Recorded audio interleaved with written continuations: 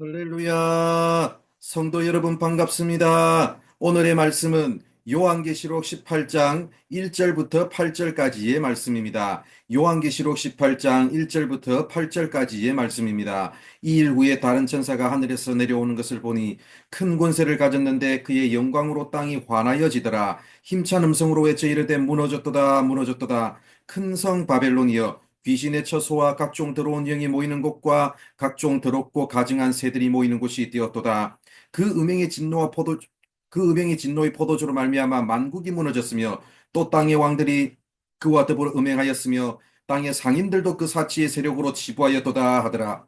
또 내가 들으니 하늘로부터 다른 음성이 나서 이르되 내 백성아 거기서 나와 그의 죄에 참여하지 말고 그가 받을 재앙들을 받지 말라. 그의 죄는 하늘에 사무쳤으며 하나님은 그의 불의한 일을 기억하신지라. 그가 준 그대로 그에게 주고 그의 행위대로 갑절을 갚아주고 그가 섞은 잔에도 갑절이나 섞어 그에게 주라. 그가 얼마나 자기를 영화롭게 하였으며 사치하였든지 그만큼 고통과 애통함으로 갚아주라. 그가 마음에 말하기를 나는 여왕으로 앉은 자요 과부가 아니라 결단코 애통함을 당하지 아니하리라 하니 그러므로 하루 동안에 그 재앙들이 이르리니 곧 사망과 애통함과 흉년이라. 그가 또한 불에 살라지리니 그를 심판하시는 주 하나님은 강하신 자이심이라. 아멘.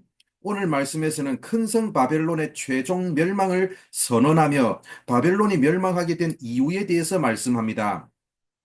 2절을 보면 무너졌도다 무너졌도다 큰 성 바벨론이여. 바벨론의 멸망을 선언합니다. 하나님께서 큰 성 바벨론을 심판하신 이유가 무엇입니까? 5절을 보면 그의 죄가 하늘에 사무쳤다고 말씀합니다. 그래서 하나님이 그의 불의한 일을 기억하신다고 말씀합니다. 7절에서도 바벨론을 심판하신 이유를 발견할 수 있습니다. 자기를 영화롭게 여겼습니다. 스스로 영광을 취하였습니다. 자신을 신의 위치, 하나님의 위치에 올려놓았습니다. 자기를 영화롭게 했다는 표현 다음에 또 중요한 표현이 있습니다. 사치하였습니다. 음녀가 보장해준 부의 시스템 아래에서 그저 흘러가는 대로 사치를 누리며 살았기에 심판을 받을 수밖에 없었습니다. 그렇다면 앞으로 멸망하게 될 세상 속에서 살아가는 성도는 어떤 삶을 살아야 하겠습니까? 그 열쇠가 4절을 보면 나오는데 내가 들으니라고 했습니다. 요한은 하늘로부터 다른 음성을 들었다고 말씀합니다. 세상의 소리가 아닌 하나님의 음성을 들었습니다. 영적인 전투가 더욱 치열해지는 이 시대의 성도들은 하나님의 음성을 들어야 합니다. 또 4절에서 어떻게 하라고 말씀합니까? 내 백성아 거기서 나와 그의 죄에 참여하지 말고 라고 말씀합니다. 성도는 바벨론이 저지르고 있는 죄악에 참여하지 말아야 합니다. 거기서 나오라고 말씀합니다. 거기서 나오라는 말은 도피하라는 요구가 아닙니다. 세상 속에서 살되 세상과 다른 삶을 살라는 말씀입니다. 성도는 이 세상 바벨론의 시스템과 철저히 구별된 삶을 살아야 합니다. 다른 삶을 살아야 합니다. 하나님 나라 백성다운 삶을 살아야 합니다. 그래야 이 어두운 시대를 이겨낼 수 있습니다. 그렇다면 여러분, 이런 바벨론의 정신이 호령하는 이 시대 속에서 우리 신실한 성도가 걸어가야 할 길이 무엇이겠습니까? 사람은 육체를 가지고 살아가는 존재이기 때문에 기본적인 욕구가 있습니다. 욕구 없는 삶을 살 수는 없습니다. 그렇다면 욕구를 가질 수밖에 없는 우리는 어떻게 살아야 되겠습니까?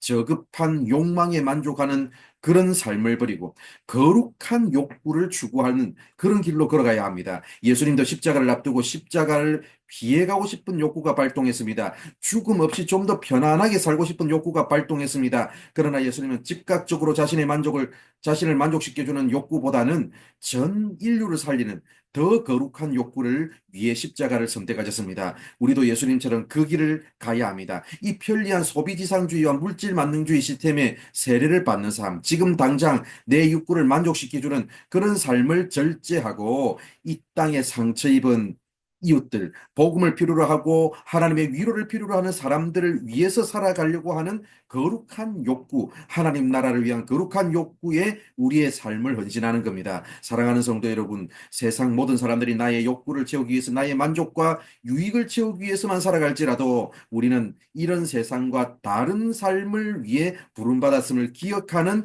여러분들 되시기 바랍니다. 그리하여 날마다 이 세상이 우리에게 주는 음성을 듣고 따라가는 것이 아니라 하늘의 음성, 하나님의 말씀을 듣고 따라가는 여러분들 되시기 바랍니다. 우리의 영성을 둔화시키는 내 필요, 내 욕구 중심의 삶에서 돌아서서 가난한 이웃을 위해서, 선교를 위해서, 의미 있는 삶을 위해서, 그리고 거룩한 욕구를 위해서 우리의 삶을 드리는 여러분들 되시기 바랍니다. 기도하겠습니다. 하나님 감사합니다. 오늘도 이렇게 우리를 사랑하여 주셔서 부족한 우리들에게 말씀해 주셔서 감사합니다.